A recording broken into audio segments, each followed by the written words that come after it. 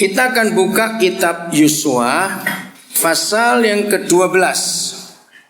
Daftar raja-raja yang kalah atau dikalahkan oleh Yosua. Saudara, tidak semua akan kita baca. Ini menarik sekali untuk kita pelajari. Dalam hidup kita, untuk punya gambaran yang jelas, belajarlah dari orang-orang Israel selama perjalanannya di padang gurun. Bahkan sampai ketika Yosua memimpin mereka setelah Musa mati. Nah, mari kita tanya pada hidup kita, pada diri kita sendiri. Masih adakah raja-raja lain dalam hidup kita yang belum kita kalahkan sampai hari ini? Ya, perhatikan. Masihkah ada raja-raja lain yang sampai hari ini masih bercokol, masih berkuasa atas hidup kita? Saudara, cara kita mendeteksi, cara kita mengetahui raja apa saja. Ya, saya beri contoh kecil-kecil. Ya, jangan anggap enteng penyakit nggak bisa tidur. Itu bukan penyakit ringan. Betul tidak, saudara? Itu termasuk salah satu raja, musuh yang menguasai kita. Saudara, kenapa nggak bisa tidur tuh? Harus diperhatikan, dilawan. Karena itu kejahatan. Kenapa kejahatan? Ada dua alasannya. Satu, masih ingat janji Tuhan, janji Bapa kita di Mazmur 127? Dia memberkati kita untuk kita istirahat, masuk dalam sabat Tuhan. Nah, kalau kita tidak bisa istirahat, berarti kita sedang di luar Dia. Jadi hari ini siapa yang dengar firman ini dan suara adalah termasuk orang yang sering gak bisa tidur, berarti ada raja-raja lain kecuali Yesus dalam hidup kita yang harus kita kalahkan. Kecil-kecil saya bilang tadi itu. Yang kedua, apa kesalahan kita kalau kita dikuasai gak bisa tidur? Orang yang gak bisa tidur, dia itu sedang kehilangan kepercayaannya kepada Bapa di surga. Coba renungkan kalimat ini. Orang yang gak bisa tidur, itu berarti dia sedang kehilangan kepercayaannya kepada Bapa di surga. Kira-kira ya atau tidak? Iya. Kenapa? Hanya gara-gara kehilangan kepercayaan kita kepada Bapa, terus kita gak bisa tidur. Iya, karena khawatir, gak percaya Dia. Sehingga semuanya kita atur sendiri, kita atasi sendiri, kita takut. Nah, itu raja-raja harus kita kalahkan dalam kehidupan kita. Yang kedua, khawatir, saudara. Khawatir itu juga raja yang seringkali menaklukkan damai sejahtera kita. Ya, saya ulangi lagi, perhatikan kalimat ini. Roh Kudus tolong kami supaya kami betul-betul menyadari bahwa ini perkara serius yang harus kami taklukkan dalam nama Yesus. Orang yang khawatir itu betul-betul sedang menghina Tuhan. Renungkan ini. Dan orang yang khawatir itu sedang menjauh dari Tuhan. Kenapa? Karena satu-satunya hal yang bisa mengalahkan damai sejahtera kita kan cuma khawatir, bukan? Coba renungkan, ya atau tidak? Nah, saya tanya balik. Siapa raja damai sejahtera itu? Yang betul. Nah, kalau raja damai sejahtera itu berarti dia memberikan damai sejahtera. Nah, siapa yang bisa mengalahkan dia tadi? Khawatir. Betul tidak, saudara? Jadi Yesus bisa kalah dengan si khawatir. Maka itu jangan main-main dengan khawatir. Jangan dianggap enteng. Kita harus taklukkan itu dalam kehidupan kita. Kira-kira sudah setuju tidak walaupun saudara kaget? Betul nggak? Oh iya, kata Gilbert. Melihat beberapa wajah saudara baru tahu kalau Yesus bisa kalah oleh kekhawatiran. Damai sejahtera kita bisa tercuri oleh kekhawatiran itu. Berarti kita sedang mengalahkan Yesus. Perkara kecil lain yang kita anggap itu sepele tapi berbahaya. Siapa yang masih dikuasai raja iri hati? Oh, ngaku Gilbert. Kamu iri hati sama siapa? sama cici. Nah ini saya mau ngomong. Betul, saya mau ngomong ini saudara. Siapa yang masih iri hati dengan kakak adiknya sendiri karena dia lebih kaya dari kita, dia lebih sukses dari kita, jangan dianggap enteng. Pilihkah? Sempat iri hati enggak? Rigo. Semerigo ngaku. Nah, ini perkara-perkara kecil yang seringkali kita nggak sadari. Saudara, saya sering kumpul dengan pendeta-pendeta. Jumat malam saya lagi mimpin acara di hadapan kira-kira 150 sekian pendeta, kebanyakan dari daerah Jawa Tengah. Nah, kalau saya kumpul mereka, saya selalu sadarkan mereka bahwa dosa terbesar hamba Tuhan itu iri hati, saudara. Kita seringkali bisa mengalahkan yang lain-lain, tapi iri hati seringkali kita nggak bisa naklukkan. Apalagi kalau misalnya saya cerita begini pada hamba Tuhan itu, sama-sama sekolah Alkitab, senasib dari mulai tingkat 1 misalnya begitu, sampai lulus pun senasib dalam segala hal. Lalu pisah pelayanan, sama-sama kenal. Tiba-tiba yang satu, wah cepat sekali gedung gerejanya jadi, wah dia cepat punya mobil, yang satu ini belum punya apa-apa. Dosa itu seringkali muncul. Ayo jujur, di antara kita siapa yang masih dikuasai oleh iri hati sampai hari ini? Taklukkan raja itu, betul? Nah, banyak yang lain. Coba temukan dalam diri kita raja apa saja yang belum kita kalahkan. Greedy. Nah, Gilbert ngaku lagi, betul, tamak, saudara. Setiap raja yang menguasai kita, setiap raja yang menaklukkan kita, kecuali Raja Yesus, itu beda. Dengarkan, maka kita harus bayar upeti kepada dia secara hukum perang, ya atau tidak? Coba renungkan itu. Nah, siapa yang sampai hari ini masih membayar upeti? Nah, jadi mari kita jujur pada diri kita sendiri. Selama ini pengeluaran kita yang terbesar itu untuk apa? Makan katanya yang satu. Ya, main. Saudara, contoh, orang yang dikuasai raja penyakit pasti memperkaya apotek. Betul tidak? Dia harus bayar upeti itu kepada apotek. Nah, maka itu raja siapa kita masih belum kita kalahkan dalam hidup kita ini. Oke, nanti temukan sendiri kepada siapa kita masih harus bayar upeti dalam hidup ini. Orang-orang yang takut sesuatu dalam hidupnya, maka mereka harus bayar upeti pada ketakutan itu. Oke, sekarang pasal 13 kitab Yosua-nya, pasal 13. Nah, ini yang saya bingung. Ya, padahal di pasal sebelumnya, pasal 12 tadi, Yosua sudah mempunyai daftar raja-raja yang dikalahkan. Tapi di pasal 13, judulnya apa? Daerah-daerah yang belum direbut. Nah, ayat 1, dengarkan ini. Setelah Yosua menjadi tua dan lanjut umurnya. Ya, kita nggak tahu berapa jaraknya dari pasal 12 ke pasal 13. Karena tiba-tiba di pasal 13 dikatakan Yosua sudah menjadi tua dan lanjut umurnya. Berfirmanlah Yahweh kepadanya, engkau telah tua Yos dan lanjut umur. Tapi, saya ganti kata dan dengan kata tapi dari negeri ini masih amat banyak yang belum diduduki. Dan nanti saudara baca selanjutnya, mana saja daerah-daerah wilayah-wilayah yang belum diduduki.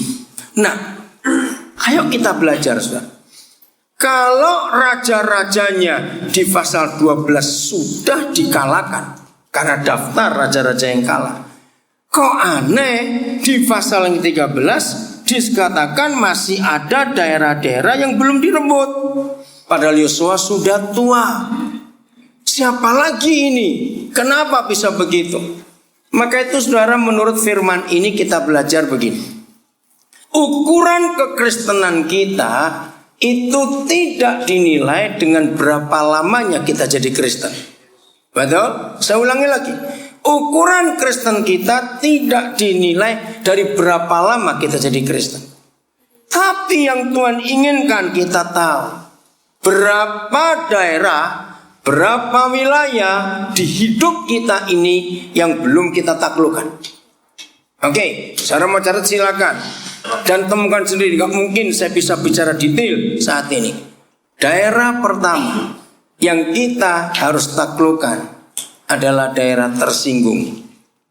Coba renungkan itu. Kita bisa menghindari dosa-dosa yang lain. Betul tidak? Tersinggung itu sulit kita atasi.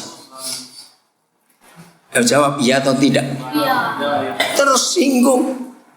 Saudara, jangan anggap enteng wilayah tersinggung itu.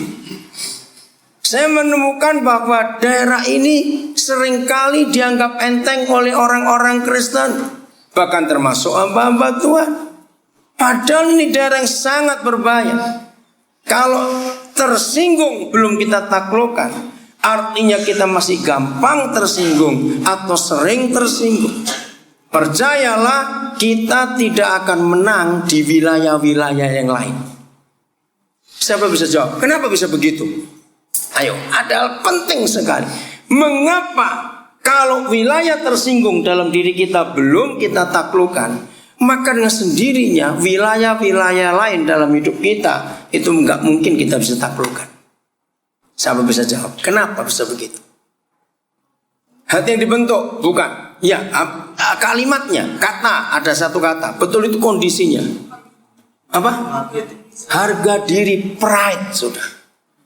Kesombongan itu dosa pertama yang dimiliki Lucifer. Betul tidak? Pride, harga diri. Orang yang suka tersinggung karena dia memberikan harga dirinya terlalu tinggi. Nah, kalau kita ingat korban Yesus di kayu salib, betul? Kita masih punya harga diri tidak? Kenapa kita sudah punya harga diri lagi? Kita aplikasikan dengan apa yang Yesus Tuhan kita sudah buat di kayu salib. Karena kita sudah terjual. Betul tidak? Kalau kita terjual, yang beli siapa? Tuhan Yesus. Coba tolong baca 1 Korintus 6 ayat yang ke-20. Ayo, siapa mau baca?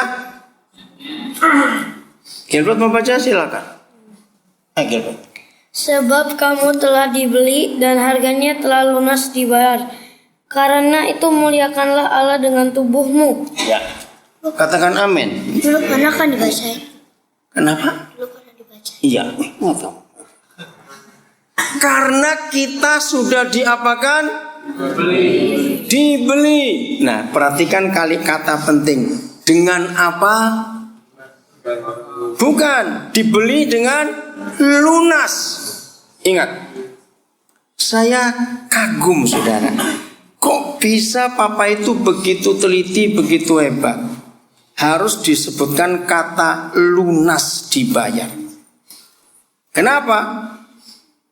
Sebab 2000 tahun kemudian setelah firman diucapkan oleh Tuhan lewat Paulus, kita masuk di zaman kredit.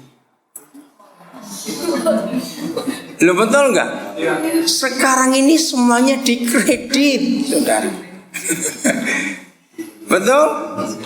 Nah, kalau cuma dibeli saja, lo ayo. Kalau cuma dibeli saja, belum tentu lunas. Karena bisa kredit. Ngerti nggak maksud ini? Utang, iya. Luar biasa. Kamu telah dibeli dan harganya telah, ada kata itu, lunas dibayar. Oke, kembali kepada konsep tersinggung tadi. Kalau begitu, harga diri kita itu berapa? Ayo, kalau begitu, harga diri kita itu berapa? Atau saya tanya begini, harga diri kita itu siapa? Nah, itu yang saya maksud. Loh, kan kita sudah dibeli. Oke, saya beri ilustrasi ini. Kapan Gilbert mau beli motor? Belum, bukan? Masih kecil toh? Oke. Kalau kita beli sesuatu, mahalnya seperti apapun juga, begitu lunas, bukan kredit ya. Ya, ini masalahnya. Semahal apapun kalau masih kredit, kita tetap belum punya hak sebelum lunas. Maka itu kalau beli motor, beli mobil belum lunas BPKB ditahan karena belum lunas. Nah ini bicara lunas ya, kata itu penting sekali, saya kagum betul, kita harus kagum itu. Kalau kita sudah beli semahal apapun, misal saudara beli Ferrari atau ada yang beli berlian yang misalnya 10 karat misalnya ada yang beli. Nah begitu lunas dibayar, misalnya saudara bakar Ferrari itu, saudara pecahin berlian yang 10 karat itu, yang punya toko berhak nuntut tidak? Betul? Kenapa nggak berhak nuntut? Sudah ganti pemilik. Nah pernahkah kita menyadari setelah kita tahu firman ini bahwa harga diri kita sudah dibayar lunas oleh Tuhan Yesus. Jadi kita milik siapa? Milik Yesus. Mau diapa-apakan saja, siapa pemilik kita pertama? Bukan, pemilik pertama sebelum dia beli iblis. Betul tidak? Nah dengarkan, ini rahasia luar biasa saudara. Maka itu iblis bisa membatalkan pembelian itu dengan membangkitkan harga diri kita kembali. Saya ulangi lagi. Iblis bisa membatalkan pembayaran lunas dari Yesus ketika dia mengembalikan harga diri kita. Kesombongan betul, supaya kita sombong lagi. Oh itu hati-hati saudara. Maka itu satu-satunya dosa yang papa kita sebut aku menentang. Dosa apa itu? Orang congkak. Ayatnya di mana? Yakobus 4 ayat berapa itu ya? Aku menentang orang congkak. Yakobus 4 ayat 6. Kelvin ingat itu. Saudara itu luar biasa dosa yang satu ini. Yang belum tahu silakan buka. Aku menentang orang congkak. Bukan orang dosa ini, dosa itu satu yang ditentang. Maka itu saya ulangi lagi. Kekhawatiran itu mengalahkan otoritas Raja Damai. Betul tidak saudara? Maka itu jangan anggap enteng khawatir. Banyak orang Kristen gak sadar bahwa khawatir itu dosa besar. Orang hanya mikir berzina yang dosa besar. Tidak, khawatir itu saudara, karena mengalahkan Yesus Raja Damai. Begitu khawatir datang, damai kita hilang. Nah kalau damainya hilang, rajanya kemana? Hilang juga. Raja damainya itu tadi. Sekarang kesombongan. Saya ulangi lagi. Ketika setan menyadarkan kembali harga diri kita saudara, berarti kita membatalkan pembayaran lunas itu tadi.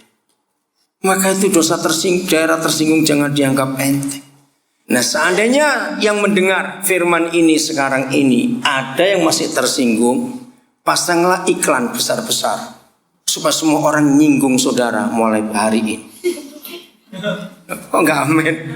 Ya, beri nomor telepon saudara, tolong singgung saya, masukkan koran itu. Supaya setan tidak mengembalikan kita ke dia lagi. Tapi kita tetap jadi milik Yesus selama-lamanya saudara. Maka itu muliakan tubuhmu, karena sudah lunas dibayar. Hebat sekali. Dosa tersinggung itu merusak seluruh rencana Tuhan dalam hidup kita. Karena gengsi, harga diri, pride, semuanya itu show off betul. Semua itu menghancurkan. Nah, saya dibawa Roh Kudus untuk mengerti itu dengan cara gampang sekali. Dosa tersinggung itu ternyata neneknya segala dosa. Lah ini bahasa Indonesia sulit, kalau bahasa Jawa gampang, mbah itu sok. Itu bahasa Jawanya. Neneknya dosa itu ternyata tersinggung saudara. Lihat ketika iblis menjatuhkan Adam dan Hawa, yang disentuh daerah harga diri itu. Pasti kamu salah dengar. Justru kalau kamu makan buah ini, kamu akan jadi sama seperti dia. Nah dibangkitkan bukan pride-nya itu. Oh iya, aku bisa jadi seperti Tuhan. Melawan akhirnya menjadi tersinggung. Lihat berapa kali misalnya ini pengalaman. Ketika anak-anak Tuhan, cowok khususnya, sekarang cewek juga ada. Ya. Kapan mulai belajar merokok?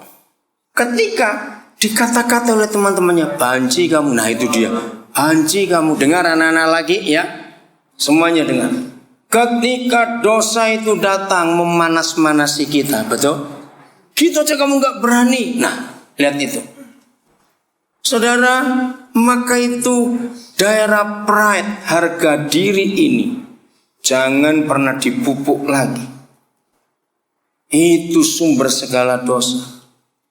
Siapa pernah tahu? Hanya ada satu cara dan satu resep untuk mengalahkan tersinggung. Diam, berdoa pada Yesus, sudah bilang. Cuek, apalagi? Ya, ada satu kata yang Yesus pakai. Rendah hati, bukan? Apa? Jangan masukkan dalam hati. Agak sulit, sabar. Bukan semuanya, ada satu kata saja. Apa Ron? Kelas. Ikhlas, bukan. Jangan khawatir, bukan. Anggap gak ada, bukan. Ya, menyangkal diri itu terlalu rohani. Betul, tapi betul. Loh itu betul. Dengar dulu. Betul.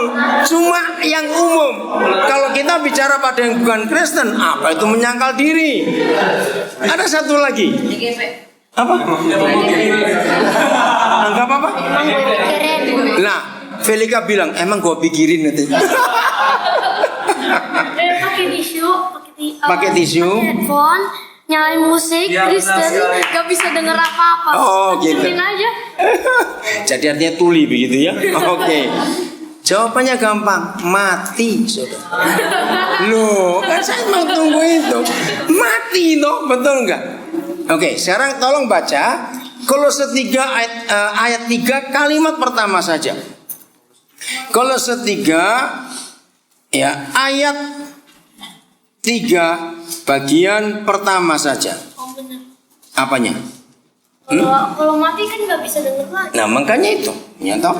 Ayo baca salah seorang. Siapa? Fili, kamu baca kalimat pertama saja. Ini 3. Sebab kamu telah mati. Ya stop, itu saja.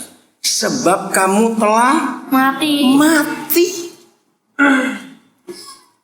Jadi ini satu-satunya cara mengalahkan tersinggung. Matilah. Itu yang menyangkal diri tadi. Menyalibkan diri kita. Gampang ilustrasinya. Kenapa bunuh diri? Jangan, nggak boleh bunuh diri, Gilbert.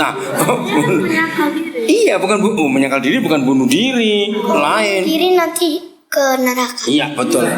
Bunuh diri itu sama dengan membunuh, walaupun yang dibunuh dirinya sendiri. Jadi hukumnya sama, membunuh itu berdosa. Oke, dengarkan ini saudara. Ilustrasinya gampang sekali. Saya punya ilustrasi begini. Suatu hari siapa yang sering melayatnya dan kebetulan peti jenazah belum ditutup. Oke. Nah waktu itu kita datang, terus ngajak teman kita, tapi nggak kenal yang meninggal dan keluarga yang meninggal itu nggak kenal. Ya karena teman aja. Mungkin pas kita mau kemana dia ikut, ya udah. Tapi aku mampir dulu, mau melayat dulu. Nah misalnya waktu kita datang, ternyata keluarga yang meninggal itu lagi sibuk terima tamu yang lain. Biasanya kalau kita datang melayat, kan kita sendiri lihat bukan ke peti itu. Nah, begitu kita sampai ke peti itu, ini nggak ada keluarga yang lain, cuma kita berdua dengan teman tadi, kan teman tuh nggak kenal. Terus begitu dia ngelihat dalam peti jenazah itu, dia tuh komentar, ini orang jelek pisan ya, gitu misalnya, gitu. Tahu-tahu dari dalam peti orang itu nempelin teman kita. Jangan dikubur, bukan soal nggak mungkin masalahnya. Jangan dikubur. Kalau si mati masih bisa nempeleng, diomongin kok jelek sekali kamu. Berarti dia kenapa? Nah, karena dia tersinggung. Ngerti ya maksud ini? Ini kan ilustrasi.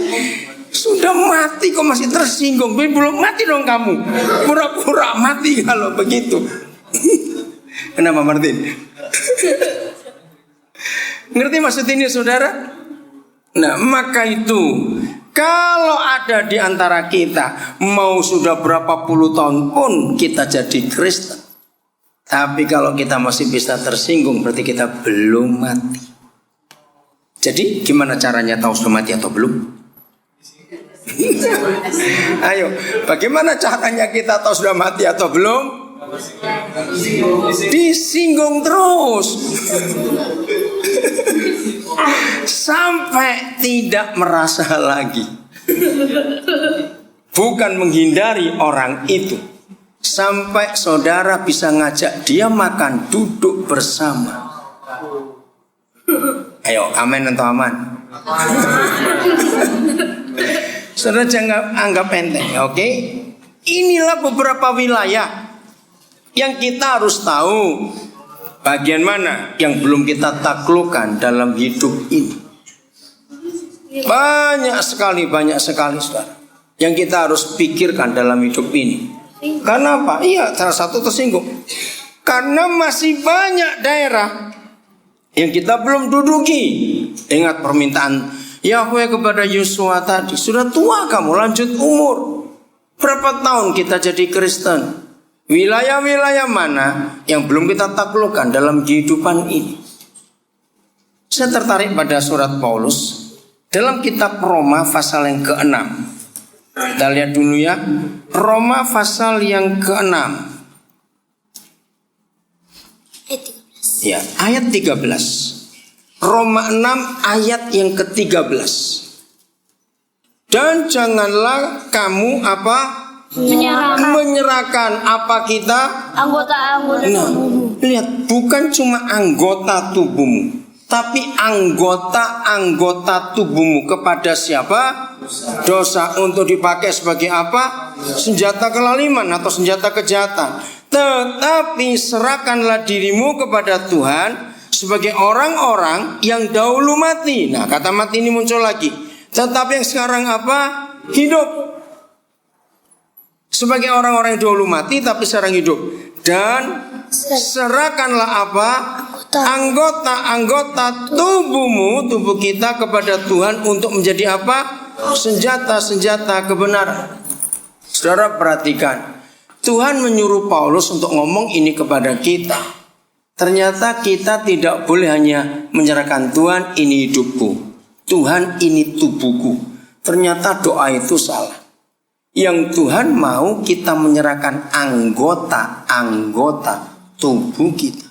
Oh, ya. Lihat ilustrasinya gini. Misalnya ada orang jahat bilang gini, gua bunuh lu. Orang Kristennya datang, gua berkati lu gitu. Oh iya betul. Tepuk tangan buat Gilbert. Betul Gilbert nih ya. Siap ya. Oke, saudara perhatikan ini. Anggota-anggota tubuhmu. Jadi gak cuma tubuh kita. Nah, ayat ini menjawab pertanyaan saya yang lama sekali. Saya gak tahu berapa tahun saya tunggu.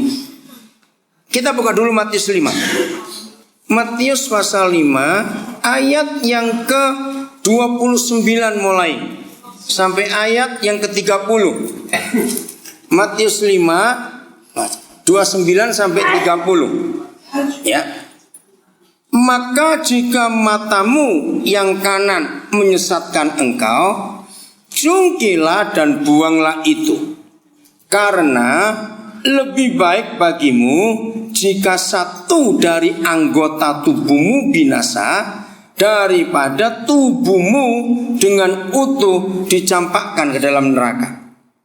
Dan jika tanganmu yang kanan menyesatkan engkau, penggalah dan buanglah itu. Mana tadi? Karena lebih baik bagimu jika satu dari anggota tubuhmu binasa daripada tubuhmu dengan utuh masuk neraka. Nah, kan bingung bukan lihat ayat ini? Coba, mata itu kalau dosa masa beda-beda yang kiri dan yang kanan? Betul nggak saudara? Iya. Ini saya tanyakan, kenapa Tuhan ngomong seperti ini? Kenapa kalau tangan yang satu salah, penggal dia? Nah, saya nggak ketemu jawabannya sampai sekian lama. Oke, saya pakai ilustrasi. Siapa pernah ketemu pasien orang sakit diabetes harus dipotong, diamputasi salah satu bagian tubuhnya. Nah, betul tidak? Kenapa kalau dokter harus memutuskan amputasi? Soalnya nanti Menyebar. Nah, ternyata ini yang Tuhan maksud. Jadi begini saudara, ini bicara wilayah dari tanah Kanaan hidup kita, mana yang belum dikuasai dan ditaklukkan. Saya nggak punya ilustrasi lain sampai hari ini. Mudah-mudahan ada yang bisa menolong saya. Saudara ketemu, misalnya begini, ada orang Kristen, iya nak, mulutnya baik sekali, nggak pernah ngomong jahat. Kupingnya juga baik sekali, nggak mau dengarkan yang salah, tapi matanya kurang ajar. Ngerti nggak ilustrasi ini? Ada nggak yang kayak gitu? Loh, ada tidak yang lain jawab? Ada bukan? Lain kali ada orang Kristen yang matanya baik sekali, kupingnya baik, mulutnya baik, pikirannya kurang ajar. Bisa nggak itu terjadi? Kalau kebaikan bisa aja jahat. Maksudnya gimana? Kalau misalnya orangnya kebaikan bisa. Orangnya kebaikan itu gimana? Terlalu baik. Ya baik bisa aja mereka dalam hatinya jahat. Iya, betul. Ada orang kelihatan kelakuannya baik, tapi hatinya jahat. Betul, Felika. Munafik, iya.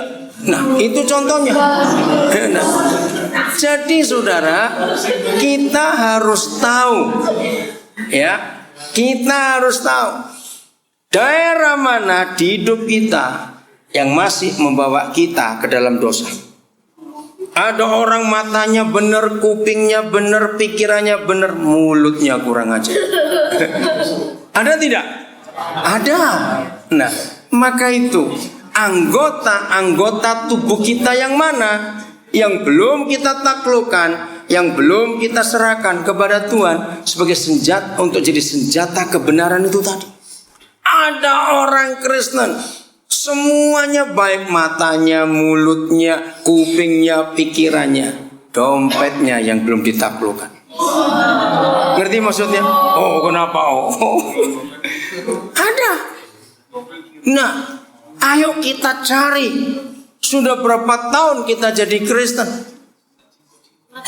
Nggak tahu. Jadi tunggu Gilbert nggak tahu. Dari bayi. Ya dari bayi. Nah, dari bayi jadi Kristen. Daerah mana yang kita belum taklukkan di hidup kita ini? Seluruh tubuh harus ditaklukkan mulai hari ini. Ya, saudara, kita harus jujur kepada Tuhan, kita jujur pada diri kita sendiri. Amin. Jadi kekristenan kita itu tidak otomatis selesai semua. Kalau kita belajar hal ini, betul tidak? Enggak otomatis selesai semua. Tergantung daerah mana dalam hidup kita yang kita serahkan kepada Tuhan dan kita serahkan kepada iblis. Kan ada dua pilihan tadi. Daerah mana? Banyak hal yang kita harus periksa dalam diri kita. Untuk apa saja. Maka itu saudara, kenapa Tuhan Yesus betul-betul marah kepada orang munafik. Betul tidak? Karena orang itu menyembunyikan kesalahan dari salah satu anggota tubuhnya. Dia minta kita jujur, dia minta kita terbuka untuk menyerahkan total. Daerah apa saja. Saudara jangan, siapa masih ingat ya dalam kitab Efesus pasal 6 atau 5 saya lupa. Yesus berkata bahwa keserakahan itu sama dengan penyembahan berhala. Masih ingat ayat itu ya? Keserakahan itu, greedy itu sama dengan penyembahan berhala. Loh kok bisa begitu? Jangan anggap enteng saudara. Kalau kita betul-betul tidak menaklukkan semua daerah atau wilayah dalam kehidupan kita itu, apa saja kita harus tanya dan minta kepada Roh Kudus untuk menolong kita bisa menaklukkan daerah-daerah itu. Jadi mulai hari ini ya, periksa wilayah mana, daerah anggota-anggota tubuh kita yang mana yang belum kita taklukkan, supaya jangan ada raja-raja lain yang punya hak untuk hidup dalam tubuh kita, dalam diri kita. Ngerti maksudnya ya? Baik, kita lihat ayat yang lain. Kitab Hagai. Kitab Hagai. Oke. Pasal yang pertama. Ayat yang ketiga. Ayat yang ketiga.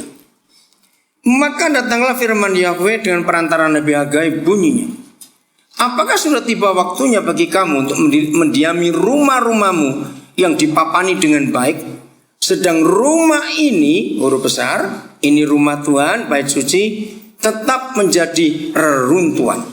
Ayat 5. Oleh sebab itu, beginilah firman Yahweh semesta alam, perhatikanlah keadaan. Nah tolong ya saudara nanti cari di rumah, karena waktu nggak bisa bahas semua.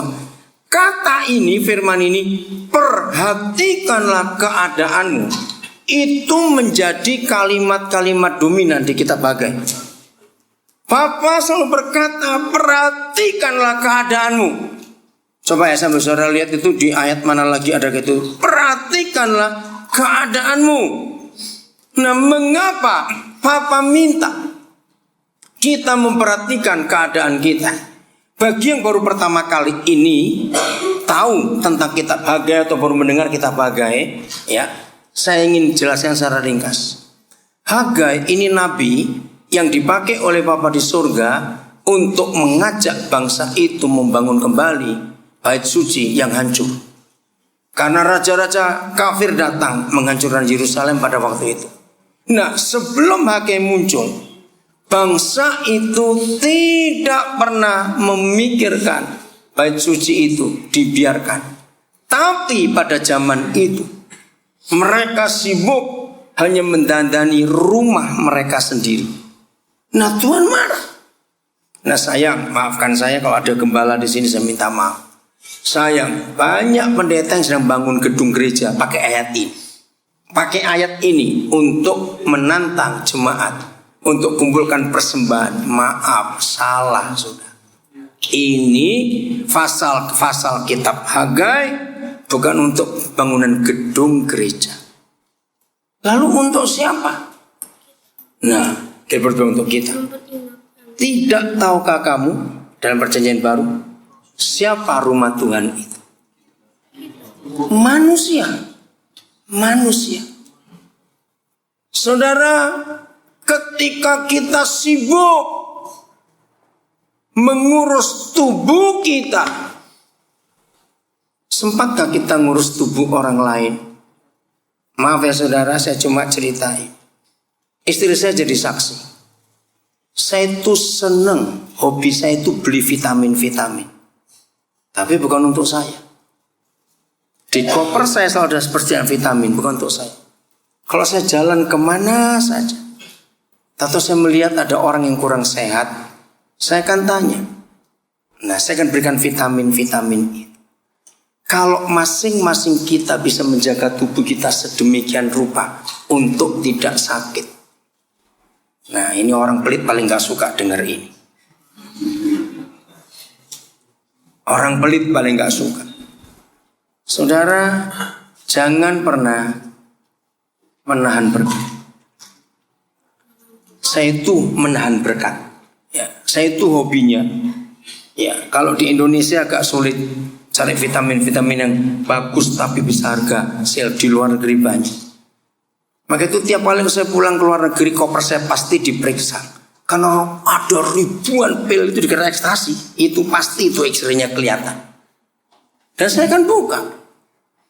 Tapi kalau saudara jangan minta saya, nggak akan beri lihat itu. Kenapa tertawa kamu? Itu saya pakai untuk penginjilan. Berapa banyak supir taksi saya cari hidup sehat, saya kasih vitamin itu. Saudara, perhatikan rumah Tuhan di hidup orang-orang lain. Supaya kita tahu betul memikirkan orang-orang lain dalam kehidupan kita. Ya, saya ulangi lagi supaya bagaimana hidup kita ini betul-betul punya dampak untuk orang-orang di sekitar kita dalam segala hal, dalam hal apa saja. Nah, kemarin sore saya itu diundang, ada yang khotbah Pak Yonatan Matiasina. Salah satu gereja di Pegangsaan merayakan ulang tahun ke-50 tahun. Wah, penuh. Saya baru pertama kali masuk ke aulanya BPPT. Ya. Ada berapa ribu kira-kira kemarin? Kalau dihitung 2.000-an. Nah, saya masuk, istri saya nggak ikut. karena istri saya lagi ada gangguan di gusinya. Nah, saya itu lagi nunggu seorang, dia ini muslim. Tapi saya tidak membayangkan kalau dia datang pakai jilbab, saudara. Gitu. Begitu dia muncul pakai jilbab, orang ngeliatin semua. Saya kok bawa masuk perempuan pakai jilbab ini ngapain? Dan saya bersyukur, saudara.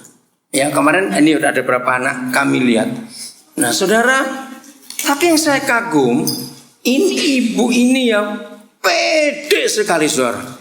Dia langsung masuk ke tengah-tengah begitu jilbaban itu. Nah, saya bersyukur bahwa saya meyakinkan dia bahwa nggak usah takut kamu masuk ke ibadahnya orang Kristen. Sampai selesai 3 jam kira-kira, pede sekali dia. Buat saya itu satu kemenangan. Nah, siapa orang ini? Dan ini cara saya hidup. Tanggal 3 Maret yang lalu, turun dari sebuah kapal, namanya kapal Pelni, kapal Lapobar di Nabire. Nah, saya nggak kenal, ternyata ini calon istrinya. Orang yang turun di Nabire tanggal 3 Maret yang lalu. Di atas kapal itu jalan dari Jakarta menuju Nabire, Jayapura. Nah, ketika kapal keluar dari Jakarta menuju Surabaya dulu, saya dapat telepon dari salah satu penumpang kapal itu. Dia bilang, ada orang yang mau turun Nabire dan mau tinggal di rumah pesat. Oh, boleh. Nah, saudara, saya mau saksi ini kemuliaan bagi Tuhan.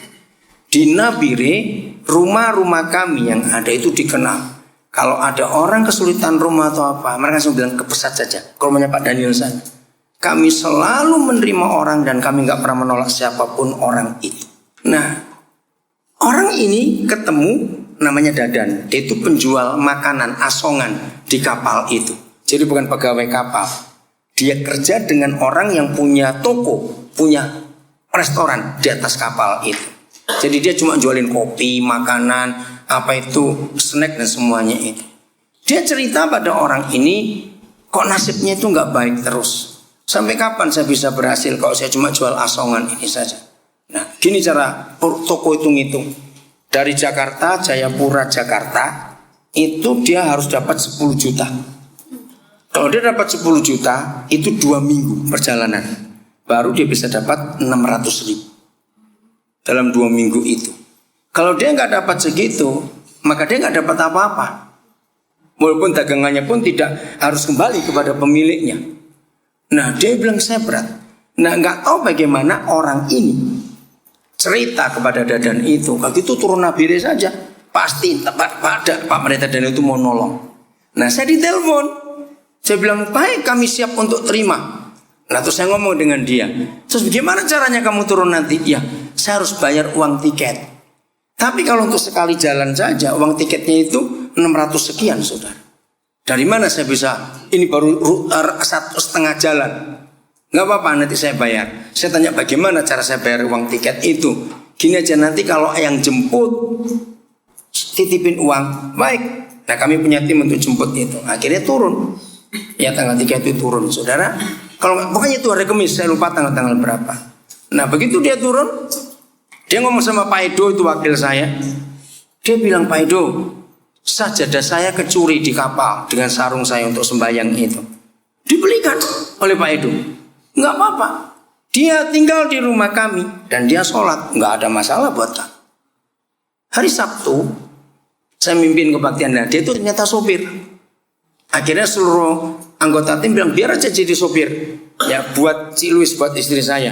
Gitu, karena seringkali kalau istri saya mau kemana, dia tunggu mobilnya ada, tapi supirnya nggak ada. Kalau yang lain sibuk, nah tugas-tugasnya, kadang nggak bisa ngantar. Nah, akhirnya sudah. Nah, akhirnya ya udah ngantar saya ke gereja. Itu kebaktian kaum muda hari Sabtu. Saudara, saya ngajak mereka diskusi anak-anak muda. Yang mengherankan, dia ini yang pertama kali masuk gereja. Belum pernah seumur-umur masuk. Tahu-tahu kami diskusi, dia ikut nimbrung diskusi juga. Wih, hebat ini. Nah, terus dia pulang, kami pulang, dia cerita, oh begitu gereja itu, enak juga ya. Nah, minggunya besok, saya melayani 4 kali. Dia ikut 4-4-nya, saudara. Hari Senin, itu ibadah kami komunitas Pesat Nabire, dia ikut lagi. Hari Selasa nggak ada kebaktian, tapi saya di asrama. Hari Rabu, Ada kebaktian kaum pria, dia ikut lagi. Nah, dalam minggu itu dia 8 kali ikut kebaktian. Tanpa dia sadar bahwa ini ibadah Kristen. Dia cerita kepada semua yang lain, bilang, oh begitu, kok rasa nggak canggung. Saudara, saya bersyukur karena saya meyakinkan semua anggota tim, jangan kristenkan Yesus, katakan amin. Buatlah Yesus itu Yesus, supaya yang lain berani terima. Dan itu berhasil sekali. Akhir dari seminggu itu dia di sana, dia bilang begini, boleh nggak nanti setelah saya menikah saya balik ke sini, saya ajak istri saya? Boleh, kenapa tidak? Hidupnya berubah. Terus lewat seminggu itu dia ngomong, ada 2 tetangga saya mau ikut ke sini. Boleh. Lusa Selasa mereka berangkat, saya kirimkan tiket untuk mereka berangkat. Dia bilang, saya belum pernah menikmati hidup sebahagia ini. Saudara lihat. Nah, karena saya belum ke Jakarta sejak Maret yang lalu, waktunya nggak ada, baru kemarin. Nah, jadi saya Kamis tiba, saya telepon calon istrinya ini. Dia nggak bisa, Minggu nggak bisa kecuali Sabtu dia bisa karena nggak kerja. Ya udah, Sabtu kemarin saya lagi kebaktian itu. Dia datang. Nanti kami akan urus pernikahannya.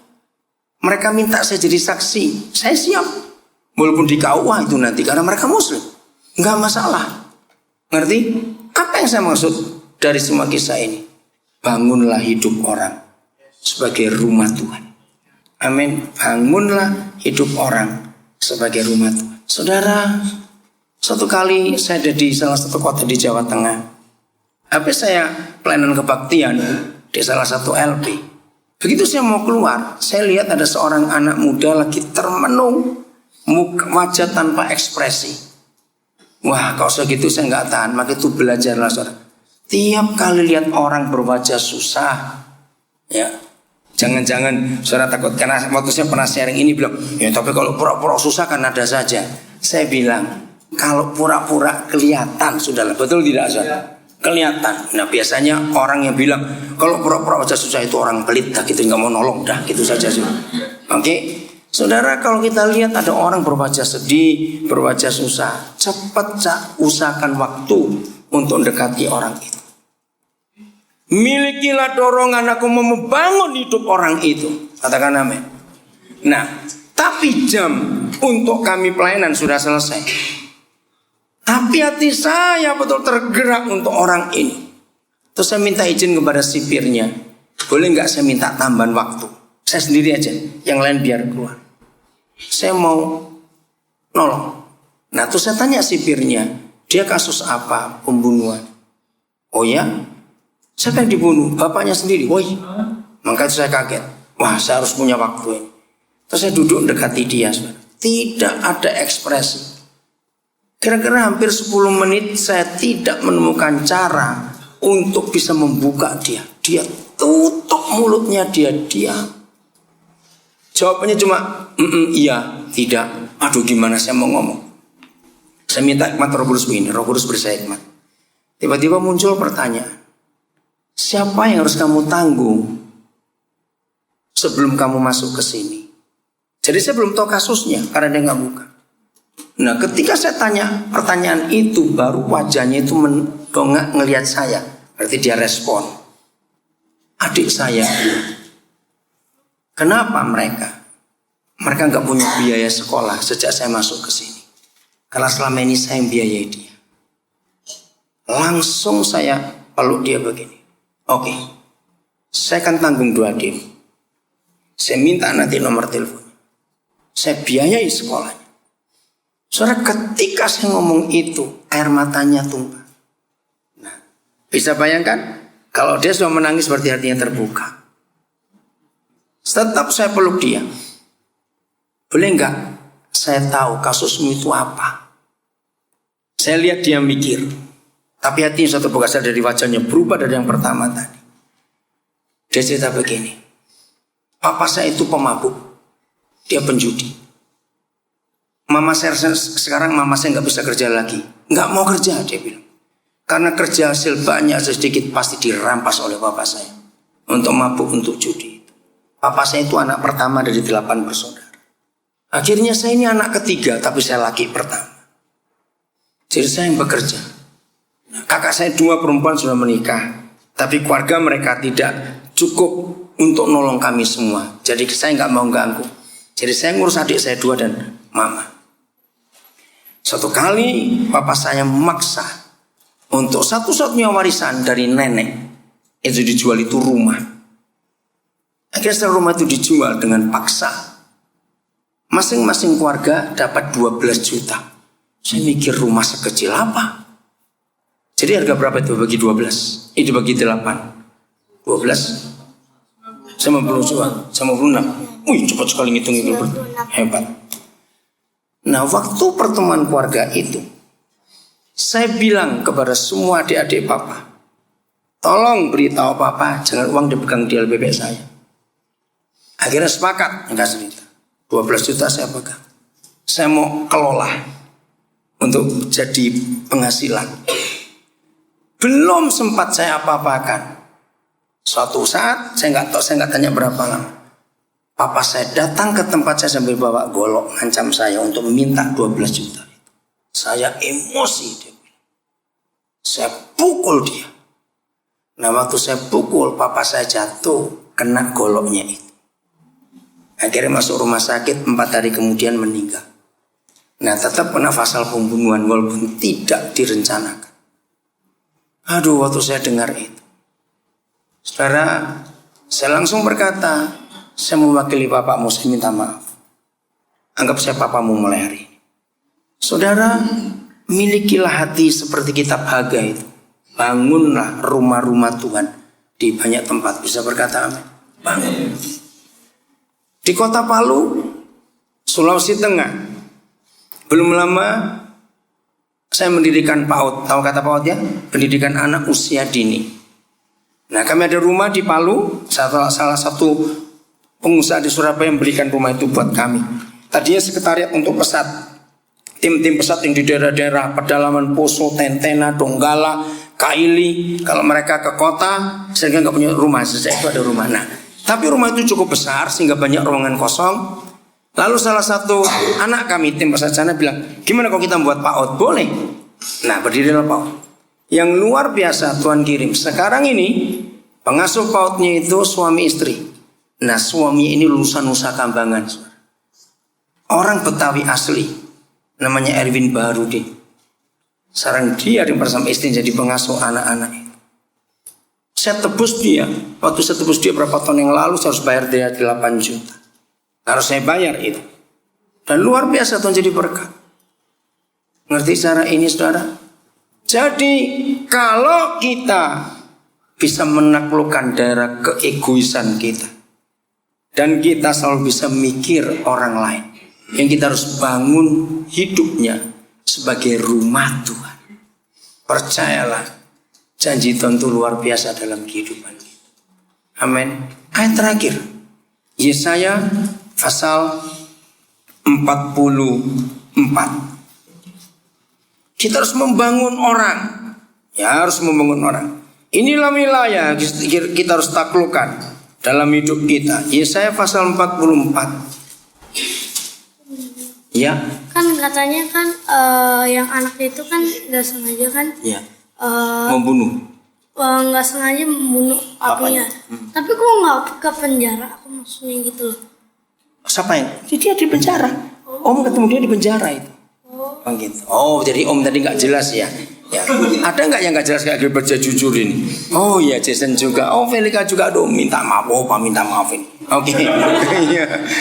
Kenapa? Iya, ngelamun. Kenapa Jason? Penjaranya berapa? Kenapa? 4 tahun. Oke. Saudara, saya lanjutkan ini. Yesaya 44. Mari kita lihat. Yesaya 44, pasal 44 ayat 28. Ini menarik sekali untuk kita pelajari, saudara. Inilah satu-satunya raja kafir di perjanjian lama yang dihormati, dipercayai, dihargai oleh Yahweh Bapa di surga. Sedemikian tinggi, nanti kita akan ketemukan. Ini alasannya. Akulah yang berkata tentang Kores. Raja Persia itu, dia gembalaku. Nah, Daud saja nggak pernah dikatakan seperti itu. Segala kehendakku akan digenapinya. Apa alasan Yahweh meninggikan Kores seperti ini? Lihat, dengan mengatakan tentang siapa? Yerusalem.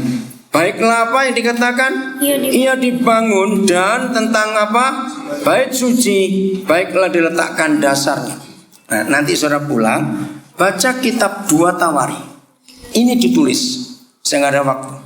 Ketika sekian banyak tahun bait suci itu runtuh, nggak ada yang memperingatkan, yang menyuruh untuk membangunnya.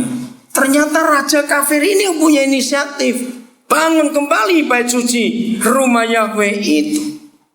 Nah, sampai hari ini saudara, saya belum menemukan satu ayat pun siapa yang memotivasi Kores raja ini untuk membangun bait suci itu. Saya belum ketemu ayatnya. Kalau ada di antara saudara pernah menemukan, tolong bagikan saya. Pasal 45 kitab Yesaya, perhatikan. Maka itu kalau ada di antara saudara, maaf ya, yang sempat bertanya-tanya, apa sih yang mendorong saya? Kalau saya sempat tanya, kenapa saya selalu ngurus hidup orang? Saya selalu ngurus hidup orang. Saudara, pokoknya orang. Saya ini ketemu satpam, saya ini ketemu cleaner, saya ini ketemu orang di mana. Saya tuh pengen ngomong saja. Pokoknya ada waktu sedikit saya akan ngomong dengan orang-orang itu. Karena milikilah hati untuk membangun orang dalam hidup ini. Amin, membangun orang. Pasal 45. Judulnya apa? Ayo, judulnya apa? Tuhan memakai siapa? Kores sebagai apanya? Alatnya. Padahal dia raja kafir. Nah, dari ayat 1 saudara sampai ayat yang ketiga, Kores ini dapat 12 janji yang belum pernah Yahweh berikan kepada siapapun juga, termasuk kepada Daud. Enggak pernah ada janji sehebat itu. Ayat 1. Beginilah firman Yahweh. Inilah firmanku kepada orang yang kuurapi. 1. Kepada Kores yang tangan kanannya kupegang. 2. Supaya aku menundukkan bangsa-bangsa di depannya. 3. Dan melucuti raja-raja. Hubungkan dengan Yosua 12 tadi. Taklukkan raja-raja Kanaan itu. Sudah berapa saya lupa ini? 4. Ini keempat ya, melucuti raja yang keempat. Yang kelima, supaya aku membuka pintu-pintu di depannya. 6. Dan supaya pintu-pintu gerbang tidak tinggal tertutup. 7. Aku sendiri hendak berjalan di depanmu. 8. Hendak meratakan gunung-gunung. 9. Hendak memecahkan pintu-pintu tembaga. 10. Hendak mematahkan palang-palang besi. 11. Aku akan memberikan kepadamu harta benda yang terpendam. Dan yang ke-12, harta kekayaan yang tersembunyi. Supaya engkau tahu, ini yang Tuhan maksudkan, bahwa akulah Yahweh Tuhan Israel yang memanggil engkau dengan namamu. Yang hadir semua anak-anak yang SD, SMP, SMA dengar. Milikilah hati. Tolong orang-orang tua ajari anak-anak saudara untuk selalu memperhatikan orang lain. Katakan amin. Lagi sekali anak-anak, Om berkata, Opa berkata kepada kalian, belajarlah untuk memperhatikan teman-temanmu sejak engkau masih kecil. Mintalah Roh Kudus, dengan bimbingan orang tua, anak-anak kita bisa belajar mengasihi orang-orang lain. Hanya gara-gara Kores ingin membangun bait suci, maka surga melengkapinya seperti itu. Saudara, ayo kita bangun orang. Bangun orang. Pulihkan hidup orang. Amin. Sembuhkan hati orang. Buatlah sesuatu untuk orang-orang di sekitar kita. Bukan cuma yang Kristen, siapa saja. Bagi saudara yang keberkatan dengan segala macam berkat, apa saja bentuknya, hiduplah selalu memperhatikan orang-orang. Maka itu kenapa Tuhan berkata kepada kita, gunakan kekayaanmu untuk kita jadi berkat buat orang lain. Bangun mereka, bangun mereka. Dan ini juga salah satu alasan Kenapa saya suka nyekolahkan orang yang harus jadi guru untuk memberkati orang-orang lain? Karena ini hal yang luar biasa. Maka itu ketika Sufyan, salah satu anak kami, salah seorang anak kami, bilang mau buat bisnis untuk melatih orang supaya jadi orang hebat, saya mendukung betul-betul. Kerjakan itu. Apapun usaha kita, kecil maupun besar, jadikan usaha itu untuk membangun bait suci itu. Amin. Membangun rumah Tuhan itu. Jadi nanti pulang saya nggak ada waktu kembali ke kitab Hagai. Perhatikan keadaan. Jangan engkau hanya mendandani rumahmu sendiri, yaitu hidup kita. Dandani rumah Tuhan, yaitu hidup orang lain. Maka itu saya undang tadi Sandy untuk kesini supaya nanti bisa tahu pelayanan pada orang-orang miskin. Ayo kita buat. Semua kita yang ada di sini, apapun bisnis kita, besar maupun kecil, selalu kita mikirkan bagaimana aku membangun orang lain. Amin saudara. Dengan hikmat Roh Kudus. Jangan takut mengembangkan bisnis saudara. Amin. Yaitu untuk membangun orang.